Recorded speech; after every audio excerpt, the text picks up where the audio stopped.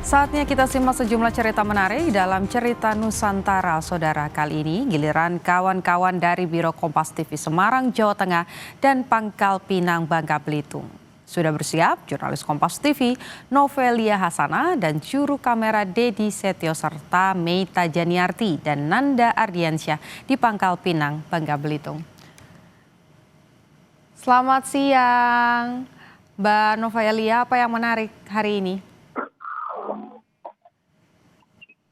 Ya, selamat siang Putu dan juga saudara. Informasi yang menjadi sorotan kami dalam Cerita Nusantara dari Semarang, Jawa Tengah, yaitu jika Anda sempat berkunjung ke Rembang, Jawa Tengah, kurang lengkap rasanya apabila belum mencoba kuliner yang satu ini, yaitu lontong tuyuhan.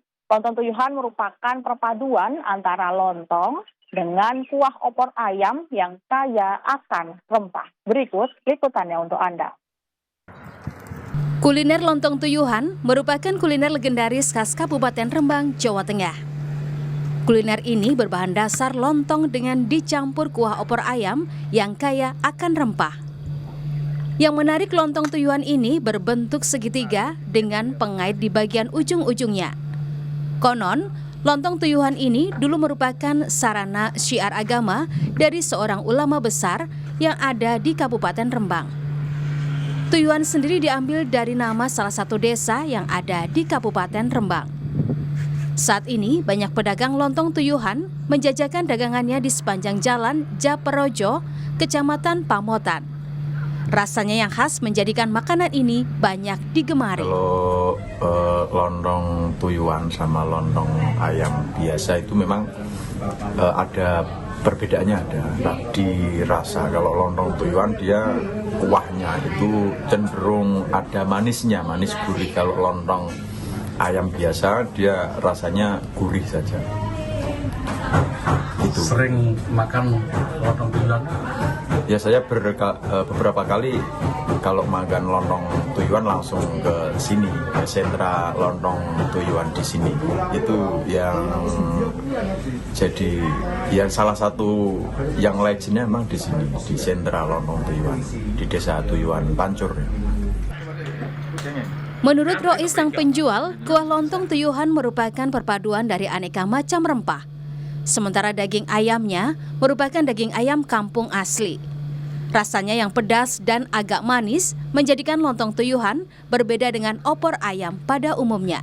Nah, bedanya opor dan tuyuhan itu hampir sama, Mas. Cuma ada lain gitu. Cuma sentuhannya ini ada manisnya. Karena dulu kan termasuk ada masukan-masukan dari Chinese, tolong diganti, ditambahi sidik. Bumbunya apa? Masalah bumbu itu semua komplit, Pak. Bumbu bawang mulai dari lombok, merica, laos, kunir, kencur, godong jeruk, nggak ada daun salam, godong jeruk, terus jahe, terus tumbar jinten. Bagi Anda yang penasaran untuk mencicipi, satu porsi lontong tuyuhan hanya dijual dengan harga Rp17.000 per porsi. Mega Nanda, Kompas TV, Rembang, Jawa Tengah.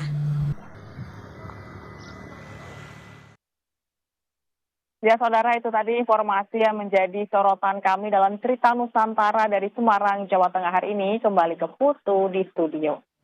Baik, dari Semarang kita bergeser ke Pangkal Pinang. Sudah ada jurnalis Kompas TV, Meita Janiarti dan juru kamera Nanda Ardiansyah. Ada cerita menarik apa dari sana?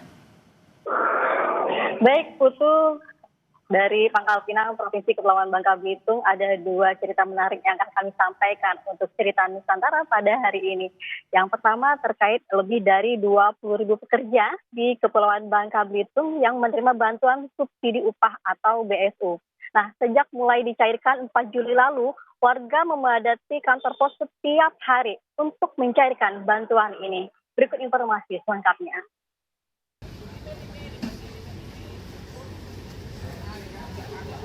Para pekerja menyerbu kantor pos Pangkal Pinang. Mereka datang untuk mencairkan bantuan subsidi upah atau BSU dari Kementerian Ketenagakerjaan senilai Rp600.000. Sejak pagi hari, para pekerja terlihat antusias menunggu giliran. Mereka membawa KTP asli dan kartu BPJS Ketenagakerjaan sebagai syarat pencairan.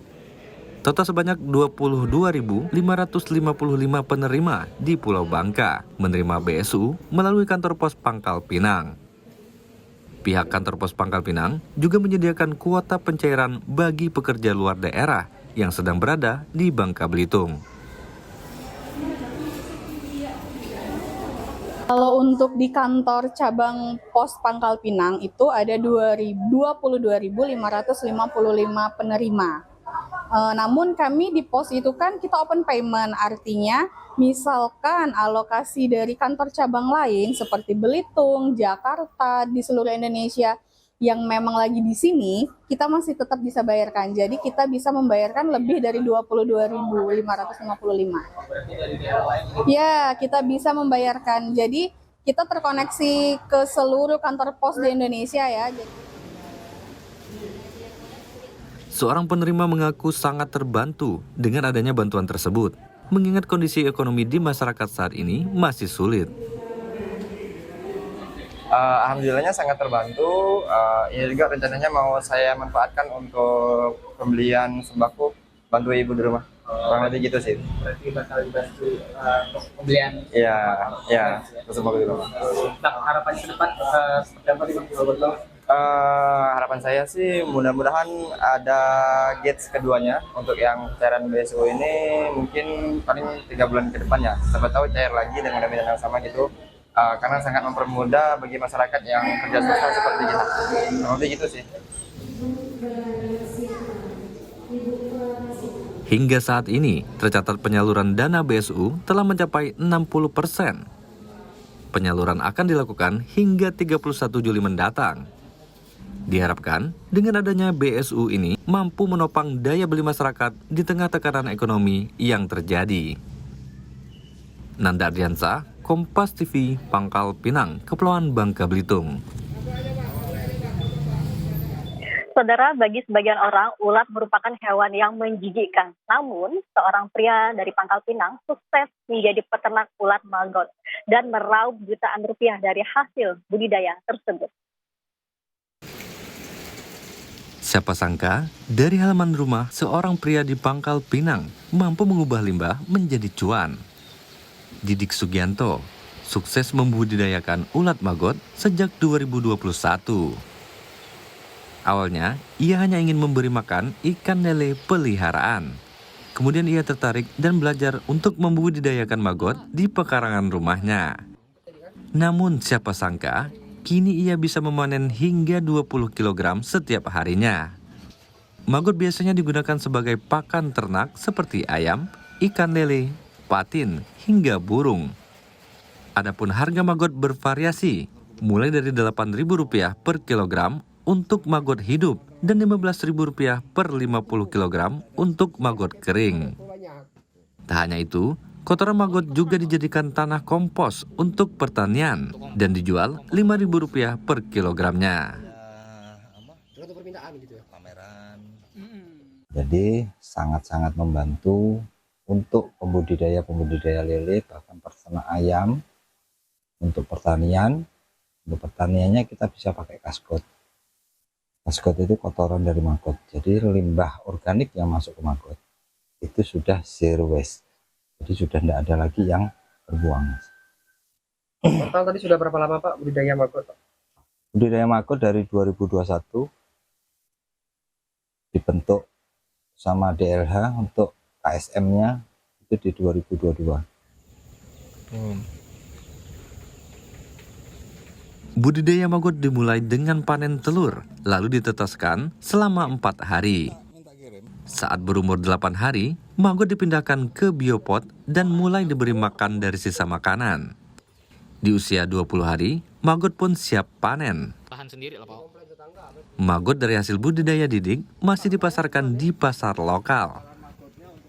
Dari usahanya, Didik mampu meraup omset setidaknya Rp4 juta per bulan. Ia berharap budidaya maggot ini bisa menjadi inspirasi bagi masyarakat dalam mengelola sampah, sekaligus membuka peluang usaha baru yang ramah lingkungan. Nanda Ardiansah, Kompas TV, Pangkal Pinang, Kepulauan Bangka Belitung. Saudara, demikian informasi yang dapat kami sampaikan dari Pangkal Pinang Provinsi Kepulauan Bangka Belitung untuk cerita Nusantara hari ini. Putu. Terima kasih laporan Anda Meta Janiarti dan juga juru kamera Nanda Ardiansyah dari Pangkal Pinang, Bangka Belitung. Dan tadi sebelumnya sudah ada laporan dari Semarang, Jawa Tengah, jurnalis Kompas TV Novelia Hasanah dan juga juru kamera Dedi Setio. Terima kasih, selamat melanjutkan tugas Anda kembali.